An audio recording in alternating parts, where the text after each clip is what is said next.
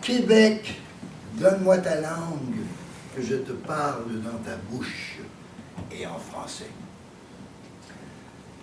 Je suis un artiste, je suis un poète, je vis de la langue, je vis de la langue française. J'ai écrit 17 livres, toute ma vie, chaque mot que j'écris est en français. J'ai rien contre les 6000 langues qui sont en train de disparaître sur cette planète. La langue française, c'est la langue de ma mère. La dimension physiologique d'une langue, la dimension psychologique, affective, qui est liée à l'apprentissage des mots et à la compréhension du monde qui nous environne, ça nous a été donné par nos parents. Le mot table s'écrit T-A-B-L-E, mais se prononce en anglais également, est écrit avec les mêmes lettres en anglais, mais se prononce table. Moi, j'ai appris table. J'ai rien contre table quand c'est absolument nécessaire.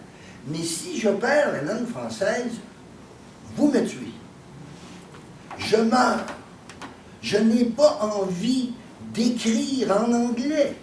Je l'ai fait une fois, j'ai traduit une chanson en anglais à un poste de radio et j'aurais demandé entre la version française et la version anglaise, laquelle allez-vous passer? Et le gars m'a dit, on va passer à la version anglaise, c'est plus in.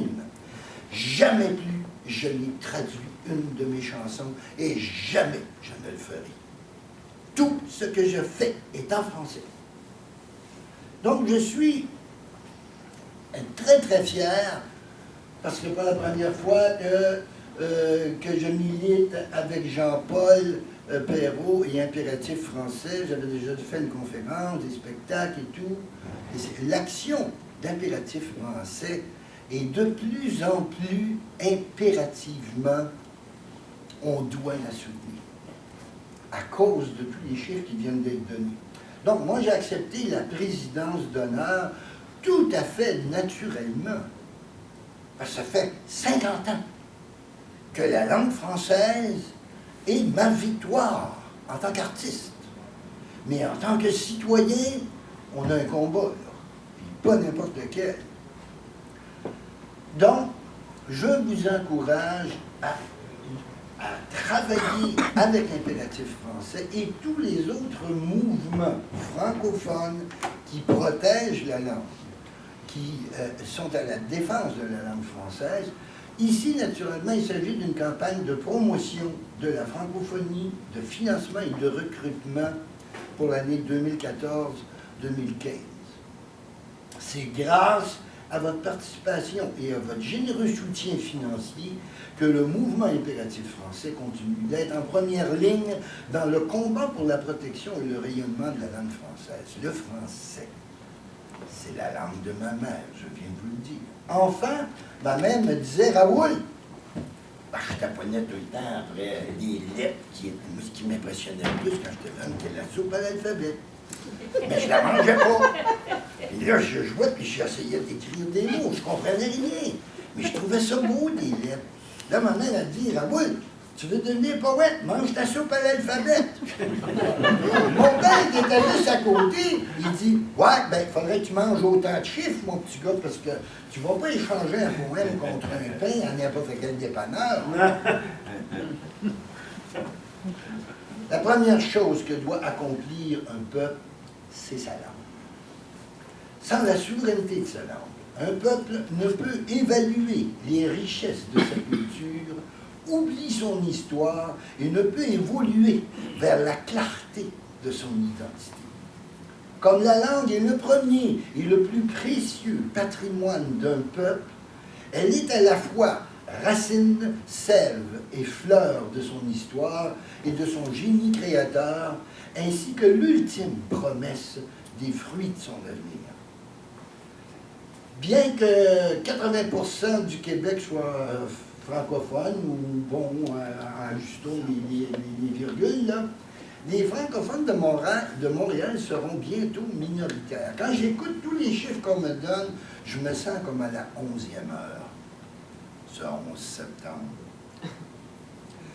Nous sommes à la 11e heure devant le bascule possible de la majorité vers la minorité sur le plan pratique de la vie citoyenne au Québec. C'est grave. Il est incompréhensible que les gouvernements ne prennent pas action. Il est impératif que ça va se faire sur le plan politique. Mais nous, notre travail, c'est d'abord de le faire sur le plan social, dans notre entourage, et de maintenir notre point de vue, d'être servi en français quand on va manger. Moi, il y a une chose qui me dérange en tant qu'artiste. C'est que récemment, j'ai fait souvent du bénévolat pour des causes. Je nomme ma cause, comme on dit.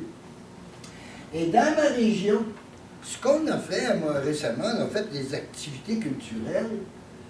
On met de la musique dans les haut-parleurs. Je peignais une cabane pour les pêcheurs parce qu'on veut qu'à Saint-Armand, Philipsburg, toutes les cabanes à pêche soient peintes par des artistes et qu'on soit la petite ville, le village le plus coloré du Québec. Alors, c'est une très belle activité que je soutiens.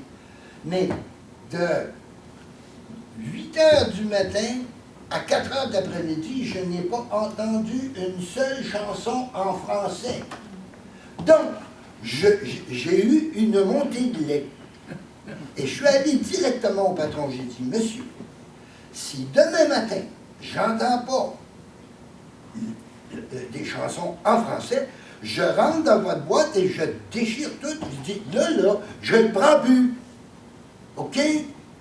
Et puis, oh là là, il a bougé. Regarde, je suis très sérieux. Là. Regarde, moi, je suis plus un petit gars, là, j'ai 75 ans.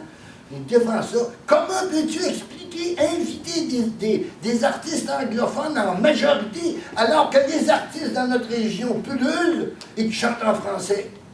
Mais ça, c'est le colonialisme, le pire qui puisse exister, parce qu'il touche à l'inconscient collectif.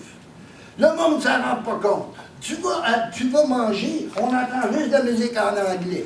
Tu vas sur la rue, tu vas dans les spectacles, on n'entend rien que l'anglais. Et il n'y a personne qui chiale. Il faut vraiment japper, et japper très fort. Ça nous appartient, cette langue, il faut qu'on la reprenne, puis qu'on le dise. Mais tout le monde, en tout cas, il n'y a pas grand monde qui réagit. Là, moi, j'en ai plein de caisses.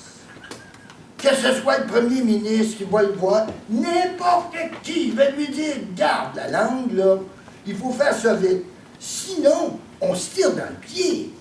C'est un génocide accepté. Je regrette, mais moi, je ne lâcherai jamais cette affaire.